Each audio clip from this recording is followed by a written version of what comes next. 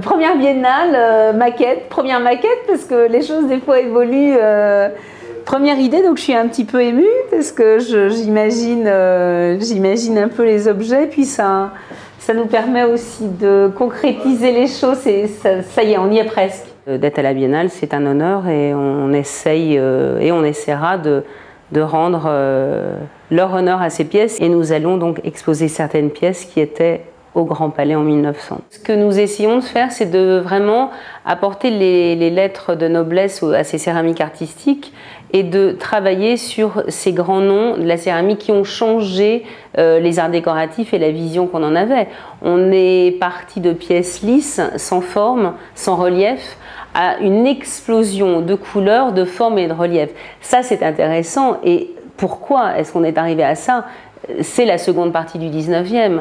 Les gens ont changé de manière de travailler, les gens ont changé de manière de vivre, ont gagné de l'argent et ont voulu s'entourer de choses qui étaient différentes de ce qu'on connaissait avant. Les jardins d'hiver, la princesse Eugénie, le rotin, tout ça est un art de vivre qui va vraiment transformer et qui est transformé grâce à l'ère industrielle, où tout est possible. Je ne suis pas tombée dedans quand j'étais petite, puisque mes parents ne sont pas du tout antiquaires. Je suis la première peut-être d'une longue génération, l'avenir le dira pour mes enfants.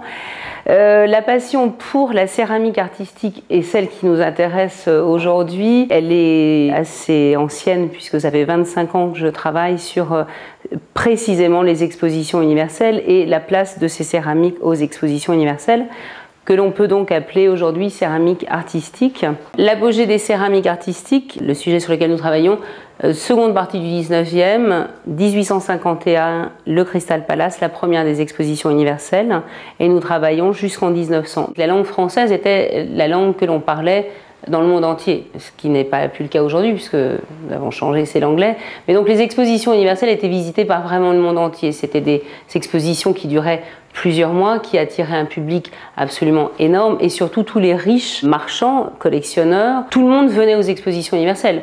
À Londres, à Philadelphie, à Anvers, à Paris bien évidemment. Donc c'est pour cela que l'on retrouve ces pièces aujourd'hui dans tous les musées et les collections dans le monde entier. Ce qui ressort également de ces céramiques et de cette apogée de la barbotine, c'est ces formes plus exubérantes les unes que les autres, avec des inventions de techniques. Je pense aux émaux cernés pour Eugène Collineau, qui est le premier en 1951 à inventer un procédé pour copier en quelque sorte les émaux décloisonnés chinois. Il a voulu redonner l'idée des émaux du cloisonné en céramique. Il a travaillé pour cela avec Adalbert de Beaumont, qui a financé tout son travail. Et nous avons des pièces de grande qualité dans les musées aujourd'hui, et nous allons ramener Collineau à la Biennale. Ici, nous avons une collection de suiveurs de Palissy, différentes manufactures, Brard, Landais, Barbizet, Georges Poul, que l'on amènera également au Grand Palais au mois de septembre. Le choix que nous avons fait du Grand Palais, c'était les grandes tailles, les grandes dimensions, parce que c'est le plus difficile, et au niveau de la technique, c'est le plus difficile à réaliser. Prenez un exemple avec cet animal grandeur nature, qui est donc un héron. Et cette pièce a été faite par le sculpteur Paul Comolera, qui travaillera avec Louis Carrier-Belleuse, avec donc la manufacture de Choisy-le-Roi. Là, on a l'exemple type de ce qu'on a fait dans cette seconde partie du 19e, l'exubérance dans les couleurs, dans les formes. Nous allons présenter une très grande collection de céramistes Avissot, Barbizet, donc les écoles de Paris, les écoles de Touraine, avec une pièce majeure d'1,10 m. Il y en a 5 de répertoriés aujourd'hui, collection privée au musée. Donc c'était intéressant de pouvoir rapporter au Grand Palais quelque chose qui avait été à l'exposition de 1976 à Philadelphie.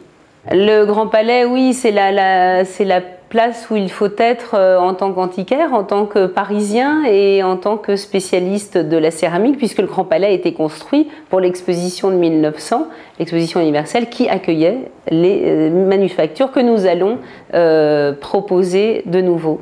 Retour au Grand Palais pour les pièces et une première pour nous, pour la Biennale.